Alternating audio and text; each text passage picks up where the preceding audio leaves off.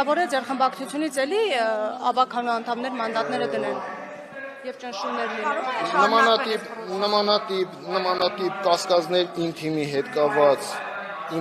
կապված չունեմ, բայց որ պրոցեսները արդեն երևույթը պարզ է, որ ամեն ինչ անում են, որ այս պրոցեսները շարունակվի ու ամեն ինչ անելու են, որպեսզի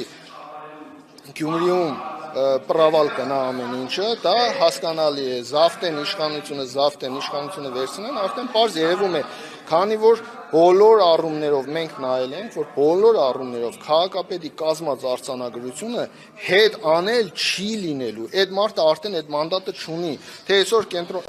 տարածքային ընտրական հանձնաժողով, իդեպ Արթուր Վանեցյանը մի քանի օր առաջ զանգահարել էր կենտրոնական ընտրական հանձնաժողովի նախագահին, ով հավաստիացրել էր, որ